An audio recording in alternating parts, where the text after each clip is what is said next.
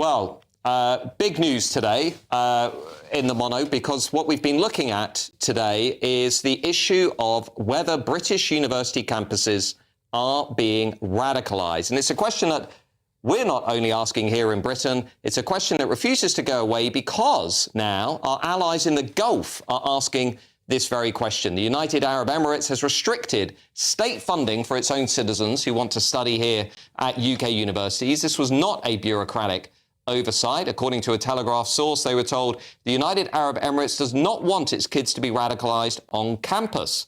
The UAE operates a generous overseas scholarship system covering tuition fees, living costs, travel and health insurance.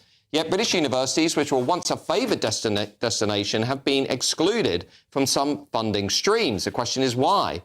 Because of concerns about the presence and influence of Islamist networks here in the UK, particularly those that are linked directly or indirectly to an organisation called the Muslim Brotherhood.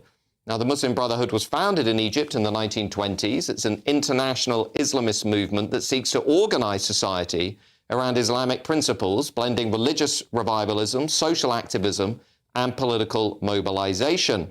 While it's banned or designated a terrorist organisation in several Middle Eastern states, and a couple of European ones too, the Muslim Brotherhood has not been prescribed here in the UK. In fact, Britain has for decades been extremely liberal in its approach to this organisation. In the mid to late 1990s, the UK was seen as a refuge for Islamist activists fleeing authoritarian regimes in the Middle East. Strong asylum protections and expansive free speech laws made Britain an attractive base. And after 9/11, the UK state finally began paying closer attention. Islamist movements were increasingly scrutinised, though often described as non-violent, while remaining ideologically committed to political Islam, democracy, Sharia law and violence abroad. A key moment for the UK came in 2014 when then Prime Minister David Cameron ordered a formal government review of Muslim Brotherhood. And the findings, which were later published in 2015, were revealing. The Brotherhood was found not to operate as a single formal organisation in the UK, but the review concluded that Brotherhood ideology could act as a possible indicator of extremism, even where violence was not openly endorsed. And the findings found several UK-based individuals and organisations were identified as having historic or ideological links to the movement.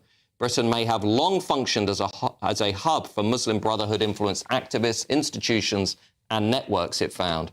And the group was not banned, but monitoring was increased. And the UAE has repeatedly questioned why the UK refuses to prescribe the Muslim Brotherhood. And in 2024, the Labour government said the issue was under review, but still has not banned this organisation. And I think things are going to continue to be watched very, very closely in this country, not least as Nigel Farage and Reform have indeed pledged to ban this particular organisation.